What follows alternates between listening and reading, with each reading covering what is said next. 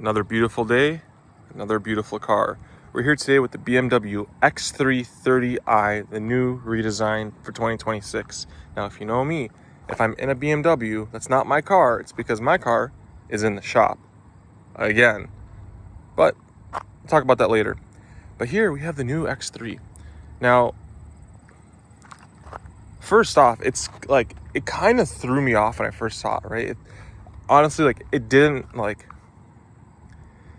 I didn't like the way it looked at first, like for a split second. And then I started living with it.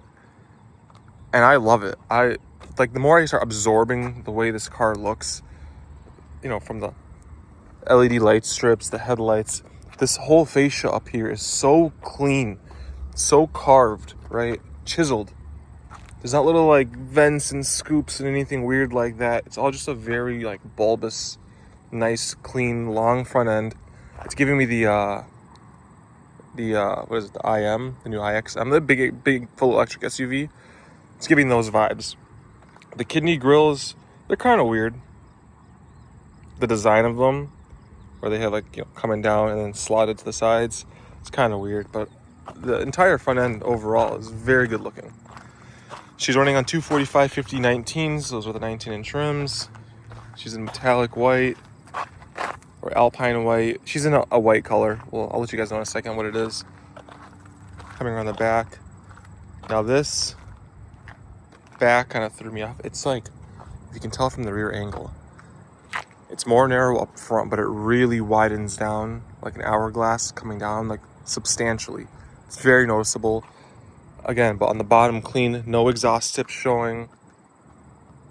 Super nice. Something weird, reverse light is down here. Otherwise, you get, those are like the taillights that like look like the X5 taillights, so those are nice. But yeah, very like sculpted. And then like the front, because BMWs are all about design, so we gotta talk about design. The front, for the most part, it's very symmetrical, right? From the top down. It kind of jets out a little bit on the sides, but for the most part, from the top down, it's about the same.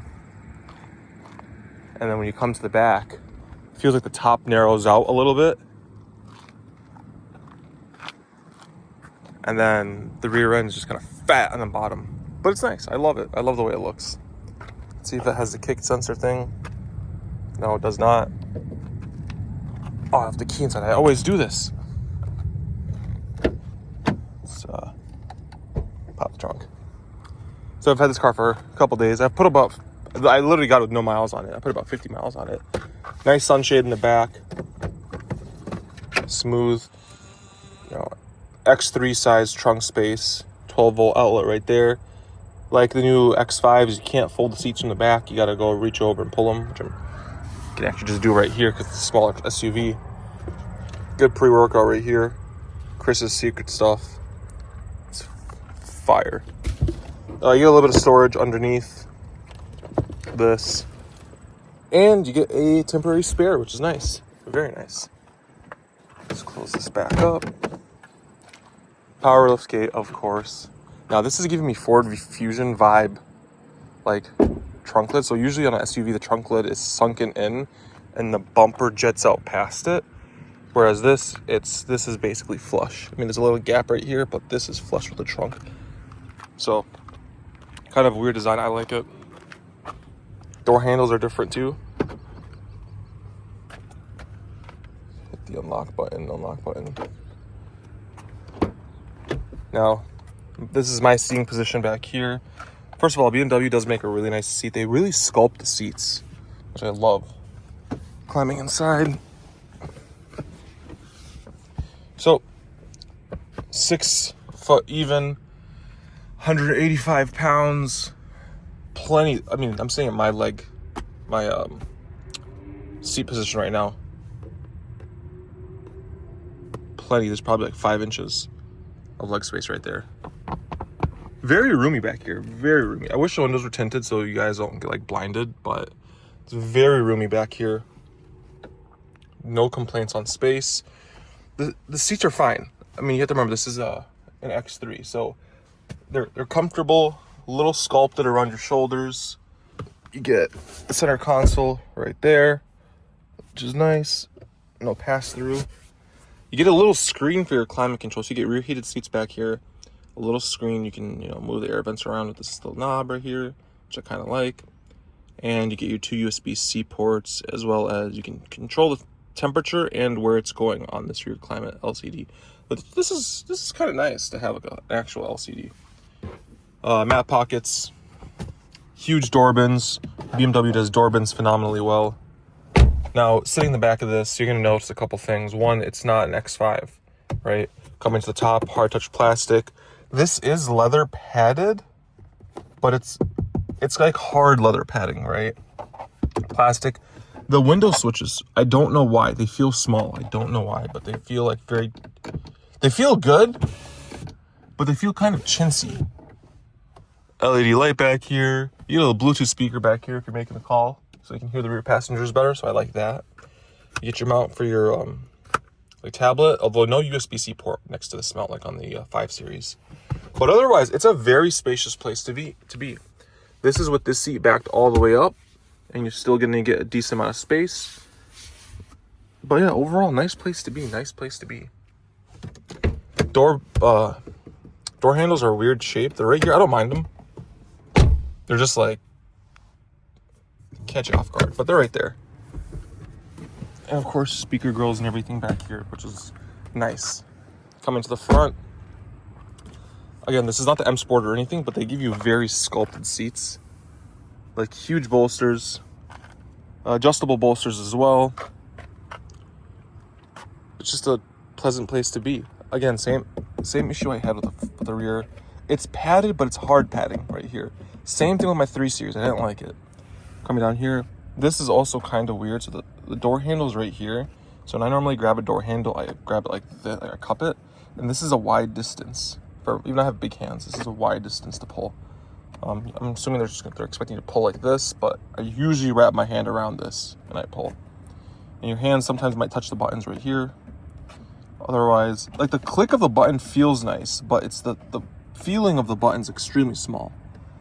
Mirror buttons, this is extremely small too, like this little directional button. I don't know, just feels small to me compared to my other car. This right here was kind of weird to me. There's a slider right here, and I didn't know what it was for. When I close it, I'll show you what it's for. But door bin pocket here, huge one here, big one here, door handle, and this big, huge ambient light strip. The ambient lighting is really nice in this car compared to the old one. Like, very nice. Coming inside, now I can show you guys what that rocker switch is for. It is for the climate vent right here that comes out. This is like to open and close the vent for less air to come in. That's what this controls right here. So, weird design, but don't mind it. Huge change in the steering wheel. Steering wheel is completely different. It's this like octagonal, hexagonal, I don't know what it is, but flat bottom, flat top, sharp like corners where the bolsters are. I thought it was gonna be weird at first. I absolutely love it. Love the steering wheel. It feels good in your hand. Where you need to grab it, it's flat, right? It's very nice. And when you have this car has assisted driving plus package in it with the premium package, and it's always asking you to leave your hand on it, right? So you can put your elbow right here. You can rest your hand right here. You're not grabbing the wheel. You're not holding the wheel. You're not grabbing it like a circular wheel like this on the side where your wrist is kind of cocked. You just keep your hand like right here. That's how I drive. And the car will drive itself and not ask you a damn question. Super nice. These buttons feel all good. It's one like big like button that the whole thing moves and you push the button. Same as over here, but we'll get to that. This is BMW's new iDrive. Works phenomenally well.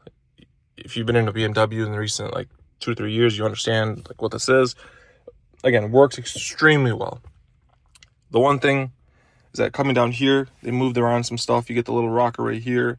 Start button, no park. The park is actually this parking button right here. So it looks like a parking brake, but you got to push that to put the car in park. Or if you turn the car off, it goes in park. Auto brake hold. They switched this around a little bit too from the X5. They moved the home, which used to be right here was this telephone. They moved it over here. I don't like that. I wish it was still in the middle because it's just easy to tactically, I feel like it's right there. Otherwise, my modes, volume rocker's fine. This is very nice. It's the same as like I also have like a glass looking one because I have the crystal shifters, but this is just nice. It's very tactile, very nice, tactical.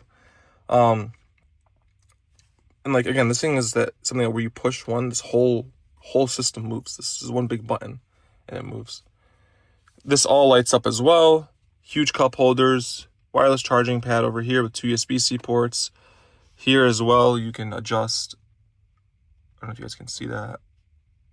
See the green light. You can change how much air is coming out from here and from here. There's more vents up here. See my fingers moving them right now. And then ambient lighting through here, down through here. Glove box. See, the glove box is more padded. See the give in my finger when I press on it? It's more padded. Small glove box, not the worst. 12 volt in there as well. And then an update I've seen is that, so this car does not have built-in maps, right? I don't know if you can get it as an option, but this one optioned out at $58,000 does not have built-in maps. But if you're running CarPlay, you can actually be on your home screen and then see. So you can actually be on your home screen and still see your maps, whether Apple or your Google Maps. You can still see it right here, which is kind of nice, right? It integrates Apple CarPlay a little bit better. It won't show up over here other than the 50 feet to the next turn. And this does have a heads-up display, by the way. So I'm unsure that if you upgrade to the one that has built-in navs, if you get like a higher package, if it pushes the maps over here on this side. I'm sure they have that option, but this one, again, will look at the window sticker, but it does have the premium package only. Otherwise, very intuitive screen, lots of apps. You get the BMW games built in as well, my modes, all that nice stuff, efficient, sport, and regular. Dual climate control in the front, of course. Like, this is all, like, if you're in one BMW, you'll figure this all out in a heartbeat. And you can change the center screen, of course. And yeah, I mean, it's a pretty nice place. Seats good, again. Glove box is small. Buttons right here. Very small glove box. What if I show you guys? This is a 2026. Starts off at $50,900. Comes with $3,450 premium package, which gives you the System Driving Plus, which is very nice. Heated steering wheel, interior camera, BMW curved display, panoramic moonroof, parking assistant plus, parking view 360, remote engine start, and travel and comfort system. I think this is a good package value because on the X5, like, to get the assisted driving plus by itself, it was like $1,700. It'd be literally half of this just to get that. The kidney grills have an iconic glow. There's also a mild hybrid system in here. Front and rear heated seats is $500. Rear climate console is $200. Harman Kardon system $900. I think it's worth it. Luggage mats, destination. So this car came out to $58,015. MPG 29 overall, 27 city, 33 highway. I've been getting about 27. It only has 50 miles. And I've just been scooting around in it. I haven't been beating on it, but like, I haven't been like, I've been trying to see what it can do, but not revving it out. But like going from like 0 to 40, hitting like 4,000 RPM. Yeah, otherwise, BMW maintenance care, 3 years, 36,000 miles, pretty solid. And it was built with country of origin, UK, Germany's transmission, I don't know. 28% of it's from America. I like to show you guys window stickers when I have them available. But small glove box, nonetheless. Now, here's the thing. If you guys saw my last video, when I was driving the 2 Series, or the 1 Series, the X1. Sorry. X1, X2, they're both the same thing. But the 2 Series. Right? If you guys saw me driving the 2 Series, you guys would have noticed that I did say that it was nice, but it wasn't like BMW nice. Driving this and driving that are night and day different. Driving dynamics, night and day different.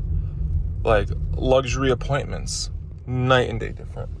Like this car is smoother, it's quicker, there's just more like touchiness in it, right? There's a lot nicer feeling leathers and stuff in this car. Even though it's not fully loaded, there's still nice touches to the car. But driving dynamics wise, it's a BMW. It feels like a BMW. You know it's a BMW. you can floor it, and you're not gonna get that front wheel drive bias pull. It's gonna still feel like it's rear wheel drive. It's still gonna kind of scooch you in your way from behind, like somebody's giving you a nice push. It's great overall. So that's when I said, like, I would much rather get a used X3 than a new X1. Because if you get one of these, like, you know, off of a demo model, like this would be considered a demo model that when it's for sale, that they use as like a loaner, never been registered, and they'd probably knock off $5,000, $6,000, $7,000, $8,000 in this car. If you can get one, for 52, if you get this car, it's 58. If you got it for like 50 or 52 versus getting a $48,000 X1, I think this is a better option. I think this is by far a better option. You're getting nicer screens, bigger screens. You're getting that BMW feel. If you want a BMW, I think that the 3 Series and the X3 are where it starts, where you're getting that BMW feeling. And then the 5s are next level luxury. And then the 7s are next level, but also huge luxury. 5s are if you want to feel like I not only have a BMW, but I'm better than you, right? 3s are where you're getting the BMW, good price, good value, good bang for buck. You don't need the merino leather seats. You're okay with regular leather seats. You don't need cooled seats. You're okay with regular heated seats.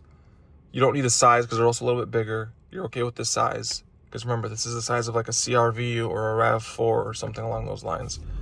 But you're getting performance because again, it's fairly quick for what it is. You're getting luxury. Again, I wish it was nighttime because you see all the beautiful ambient lighting up right now. You get the different modes. Like, you feel like you're in a luxurious car. This is very nice. All right, it's not, the most, but for its class, it's very competitive. And the redesign looks very nice. I thought I wouldn't like it for a while, but it's actually grown on me very quickly. And yeah, I think a lot of you guys would like it. I get these cars as loaners from the dealership. BMW is always very quick whenever I show them an issue with the car. They're very quick to throw me the keys to a rental car and say, we'll call you when it's ready.